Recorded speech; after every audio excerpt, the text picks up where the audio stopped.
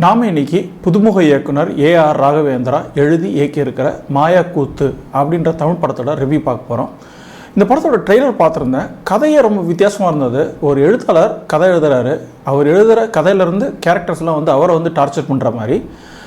சரி, புதுமுக இயக்குனர் இவ்வளோ ஒரு காம்ப்ளிகேட்டடான ஒரு சப்ஜெக்டை எப்படி ஹேண்டில் பண்ணியிருக்காரு அப்படின்னு எனக்கு ஒரு ஆர்வமாக இருந்துச்சு. அதனால் படம் பார்க்க போயிருந்தேன். படம் எப்படி இருந்தது அப்படின்றத இன்றைக்கி ரிவ்யூவில் பார்க்கலாம். நம்ம சேனலுக்கு தான் முதல்ல வரீங்கன்னாக்கா மறந்துடாமல் சப்ஸ்கிரைப் பண்ணுங்கள். திருக்குறளில் அறிவுச்செருக்கு அப்படின்னு ஒரு வேர்டு யூசேஜ் இருக்கும். செருக்கு அப்படின்னாக்கா அகங்காரம். அறிவுச்செருக்கு அப்படின்னா ஒருத்தன் நிறைய படிச்சுட்டவன அவனுக்கு ஒரு அந்த படிப்பு இவ்வளோ தூரம் நான் தெரிஞ்சிருக்கேன் அப்படின்ற ஒரு அகங்காரம் அவனுக்கு இருக்கும் அப்படின்னு சொல்லிட்டு செருக்கு அப்படின்றது வள்ளுவர் கூடாது அப்படின்றாரு. ஆனால் அறிவு செருக்குன்னு சொல்கிறப்போ அவர் கூடாதுன்னு சொல்லலை, ஆமான்னு சொல்லலை. அவர் அதை தூரத்துலேருந்து ரசிக்கிற மாதிரி தான் எனக்கு தோணும். இந்த படத்தில் ஒரு அறிவுச்செருக்கு மிகுந்த ஒரு எழுத்தாளர். அவர் நான் படைக்கிறது தான் உலகம், நான் படைக்கிறது தான் கேரக்டர், அவங்கள எல்லாத்தையும் ஃபுல்லாக டார்ச்சர் பண்ணுவேன் நான், ஏன்னா என் ரசிகர்களுக்கு அதுதான் பிடிச்சிருக்கு அப்படின்னு அவர் நினைக்கிறாரு. அப்படி இருக்கிறப்போ அவரோட வாழ்க்கையில் திடீர்னு அவர் படைத்த கேரக்டரே அவரை டார்ச்சர் பண்ணுறாங்க. நீங்கள் எங்களை ரொம்ப கஷ்டப்படுத்துறீங்க, எங்களோட வாழ்க்கை ரொம்ப கஷ்டமானதாக இருக்குது, நீங்கள் இது மாதிரிலாம் செய்யக்கூடாது அப்படின்னு சொல்கிறாங்க. அவர் அதை அப்படியே தட்டி விட்டுட்டு, டே நான் எழுதுறதாண்டா கதை, நீங்கள் அதை தாண்டா வாழணும் அப்படின்றாரு. அந்த கேரக்டர்ஸ் எல்லாம் திருப்பி அவரை இன்னும் கொஞ்சம் அழுத்தம் கொடுக்குறாங்க. அவர் மாறினாரா, அவரோட நிலையிலேருந்து இறங்கி வந்தாரா அப்படின்றது அந்த படத்தோட கதை. நான் தான் ரொம்ப பெரியவன் அப்படின்ற திமிரு பிடிச்ச ஒரு எழுத்தாளர். அவர் ஒரு சந்தேகம், அதை அவர் தீர்த்துக்கிறதுக்காக ஒரு சிற்பிக்கிட்ட போய் பேசுகிறாரு. இப்படி ஒரு அகங்காரம் பிடிச்ச ஒரு எழுத்தாளர் ஒரு சிற்பிக்கிட்ட போய் ஒப்பீனியன் கேட்குறாரு அப்படின்னா அவர் எவ்வளோ பெரிய ஆளாக இருக்கணும் அப்படின்ற ஒரு கேள்வி எழுது இல்லையா. அவர் பார்த்தோன்னா புத்திசாலியாக இருக்கிறாரு, ஆனால் சாந்தமான ஒரு ஆளாக இருக்கிறாரு.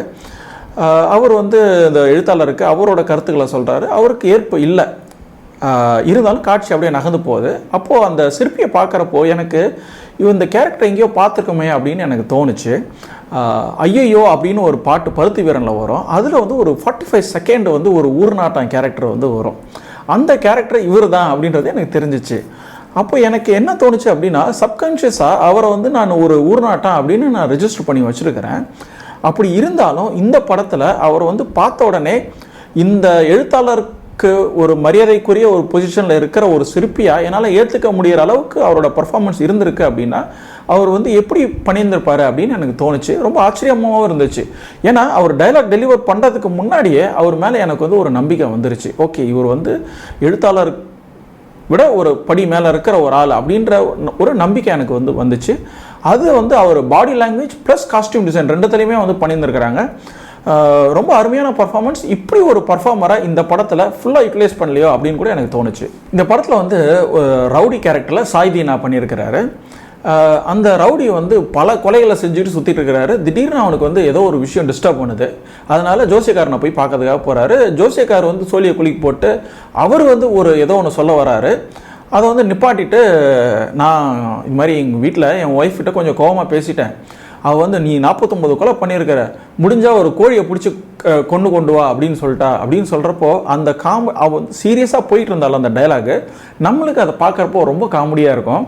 அதுக்கப்புறம் அவங்க கோழியை துரத்தி ஓடிக்கிட்டே இருக்கிறப்போ ஒரு இடத்துல டயர்டாகி நின்றுட்டு இருப்பாரு. அப்போது அதை பார்க்குறப்போ இன்னும் பயங்கர காமெடியாக இருக்கும். அப்புறம் நான் பிடிச்சி கொலை பண்ணிட்டேன், திருப்பி ஒரு மனுஷனை கொலை பண்ணுறதுக்கு போகிறப்போ எனக்கு பேக்ரவுண்டில் அந்த கோழியோட சத்தம் கேட்டுகிட்டே இருக்குது அப்படின்னு சொல்கிறப்போ அந்த காமெடியிலேருந்து அப்படியே ஒரு மாதிரி திகில் நிறைஞ்ச சீனாக மாறிடும். அதை ரொம்ப அழகாக பண்ணியிருந்துருக்கிறாங்க. அவரோட பர்ஃபார்மன்ஸ் ப்ளஸ் சவுண்ட் டிசைனும் இதுக்கு ரொம்ப ஹெல்ப்ஃபுல்லாக இருந்திருக்கு. அதாவது கோழியை பிடிக்க போகிறப்போ அந்த கோழியோட சத்தம் காமெடியாக இருக்கும், ஆனால் அதே அந்த கோழியோட சத்தம் இவன் கொலை பண்ண போகிறப்போ அது ஒரு திகில் நிறைஞ்ச சத்தமாக இருக்கும். அருமையான சவுண்ட் டிசைன், அருமையான பர்ஃபார்மன்ஸ். இந்த ஒரு காட்சிக்காகவே இந்த படத்தை நீங்கள் போய் தியேட்டரில் பார்க்கலாம் அப்படின்னு நினைக்கிறேன். இந்த படத்தில் ஒரு வேலைக்காரமா, அந்த வேலைக்காரமா ரொம்ப நான் திருடலாம் மாட்டேன் அப்படின்னு ஒரு பயங்கர பிரின்சிபலான ஒரு லேடி. ஒரு வீட்டில் வேலை செய்கிறப்போ அவங்க வீட்டில் ஒரு 2000 ரூபாய் காணாமல் போயிடுது. அதை இந்த வேலைக்காரமாக தான் திருடி இருக்கிறாங்க அப்படின்னு அந்த வீட்டுக்காரமாக சொல்கிறாங்க. அந்த வீட்டுக்காரமா கேரக்டரில் நடிச்சிருந்தவங்க ரொம்ப நம்புகிற மாதிரி ஒரு பர்ஃபார்மன்ஸ். அதை பயங்கர வில்லத்தனமாக பண்ணியிருந்தாங்க. ரொம்ப சூப்பராக இருந்துச்சு. அப்போது ரொம்ப மன கஷ்டமான அந்த வேலைக்காரமா அப்படியே போய் அந்த கதையை எழுதுகிற ரைட்டர் வீட்டுக்கு போவாங்க. அப்போ அந்த சீனை ஸ்டேஜ் பண்ண விதம் ரொம்ப சூப்பராக இருந்துச்சு. ஏன்னா இது நம்மளுக்கு அந்த சீன் வரைக்கும் நம்மளுக்கு இது ரைட்டர் எழுதுகிற கதை அப்படின்றத நம்மளுக்கு தெரியாது. அப்போ அந்த சீனில் வந்து ஓப்பன் ஆகி அந்த வேலைக்காரமாக உள்ளே என்றப்போ ரைட்டர் எழுதிட்டு இருப்பார். அவர் புக்கில் அவரோட டேபிளில் வந்து ஒரு புக் இருக்கும், அதில் வந்து அந்த வேலைக்காரமாவோட ஸ்கெட்ச் இருக்கும். அப்போ நம்மளுக்கு வந்து அவர் தான் எழுதிட்டு இருக்காரு இதை அப்படின்றது நம்மளுக்கு தெரிஞ்சிடும். அவர் வந்து தொடர்கதை எழுதுகிற ஒரு எழுத்தாளர். அந்த ஒரு சீன் டிசைன் வந்து ரொம்ப சூப்பராக இருந்துச்சு. அதுக்கப்புறம் அந்த அம்மா வந்து எழுத்தாளர்கிட்ட நீங்கள் என்னை ரொம்ப கஷ்டப்படுத்துறீங்க அப்படின்னு அந்த அம்மா சொல்கிற இடம், இந்த இடத்துல வந்து நம்மளுக்கு வந்து கன்ஃபியூஸ் ஆகிறதுக்கான வாய்ப்புகள் ரொம்ப ரொம்ப அதிகம். ஏன்னா இது வந்து ஒரு காம்ப்ளெக்ஸான கதை. ஆனால் டைரக்டர் வந்து ரொம்ப அழகாக ஸ்டேஜ் பண்ணி நம்மளுக்கு புரியிற மாதிரி இந்த இடத்த பண்ணியிருந்துருக்கிறாரு. அது இந்த படத்தில் வந்து ஒரு ஸ்கூல் ஸ்டூடெண்ட்டு, அவள் வந்து டாக்டர் ஆகணும்னு ஒரு ஆசை. அவள் வந்து கிராமத்தில் இருப்பாள். இந்த கேரக்டரை இன்ட்ரடியூஸ் பண்ணுறப்போ ஒரு ஏரியல் ஷாட் வரும். அது வந்து அப்படியே இந்த ரோட்டில் அப்படியே போயிட்டே இருக்கிறோம். அந்த ரோட்டில் வந்து டிவிஎஸ் 50 அப்பா பொண்ணு போயிட்டுருப்பாங்க. அவங்கள அப்படியே கவர் பண்ணிட்டு போயிட்டே இருக்கணும். ஈவினிங் லைட்டு அப்படியே அந்த ஒரு மாதிரி ஆரஞ்சு லைட் வந்து பனை மரம், ரோடு, பக்கத்தில் இருக்க மரம் அப்படின்னு எல்லாத்தையும் வந்து லிட் பண்ணும். ரொம்ப சூப்பராக அந்த கேரக்டரை இன்ட்ரடியூஸ் பண்ணியிருப்பாங்க, அந்த வில்லேஜையும் இன்ட்ரடியூஸ் பண்ணியிருப்பாங்க. அது மட்டும் இல்லாமல் அவங்க வீட்டுக்குள்ளே போனதுக்கப்புறம் ஒரு வீட்டில் வந்து முட்டம் இருக்கும், அதில் வந்து சன்லைட் வந்து வரும். இவங்க வந்து முட்டத்துக்கு முன்னாடி இருப்பாங்க. ஒரு அருமையான காட்சி. இவங்க எல்லாருமே நிழல் மாதிரி அப்படியே மூவ் பண்ணிகிட்டே இருப்பாங்க. அது ரொம்ப அழகாக கேப்சர் பண்ணியிருந்தாங்க. இந்த படம் ஃபுல்லாக சினிமாட்டோகிராஃபர் வந்து ரொம்ப அழகாக லைட் பண்ணி எல்லா காட்சிகளையும் ரொம்ப தத்ரூபமாக எடுத்துருக்கிறாரு. அதே மாதிரி ப்ரொடக்ஷன் டிசைனும் வந்து ரொம்ப சூப்பராக பண்ணியிருந்திருக்கிறாங்க. கம்மியான பட்ஜெட்டாக இருந்தாலும் எந்த இடத்துலையும் அது தெரியாத மாதிரி ரொம்ப சூப்பராக பண்ணியிருந்திருக்காங்க. ஃபர்ஸ்ட் ஹாஃப் வந்து ரொம்ப சூப்பராக இருந்துச்சு. அதனால் செகண்ட் ஹாஃப் அதை விட சூப்பராக இருக்கும் அப்படின்ற எதிர்பார்ப்பு எனக்கு வந்துருச்சு. இன்டர்வல் முடிஞ்சதுக்கப்புறம் போய் உட்காந்து பார்த்துட்டு இருந்தேன் என்ன ஆக போகுது அப்படின்னு சொல்லிட்டு. ஆனால் படத்தில் வந்து என்னாச்சுனாக்கா, எழுத்தாளர் எழுதின கேரக்டர் எல்லாம் இவரை துரத்துக்கிட்டே இருக்குது, இவர் ஓடிக்கிட்டே இருக்கிறாரு. காட்சிகள் நகர்ந்துக்கிட்டே இருக்குது, ஆனால் கதை வந்து எந்த வித மாற்றமும் இல்லாமல் அங்கேயே நின்றுட்டே இருக்குது. அது எனக்கு ஒரு பெரிய ஏமாற்றமாக இருந்தது.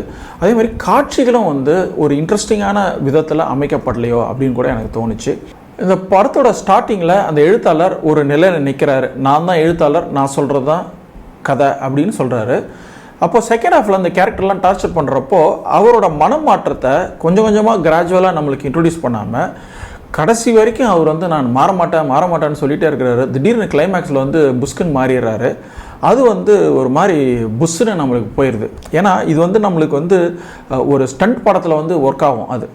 இது வந்து ஒரு எமோஷனல் ஜேர்னி. இந்த எமோஷனல் ஜேர்னியில் அவர் வந்து புஷ்குன்னு ஒரு லாஸ்ட் சீனில் அவர் மனசு மாறாரு அப்படின்றப்போ அது வந்து எனக்கு பயங்கர ஏற்புடையதாகவே இல்லாமல் இருந்துச்சு.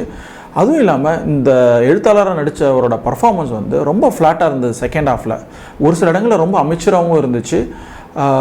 அதுவும் இல்லாமல் அந்த கிளைமேக்ஸில் அவர் வந்து நிறைய எமோஷன்ஸை வந்து அவர் எக்ஸ்ப்ரெஸ் பண்ண வேண்டிய இடம் இருந்துச்சு.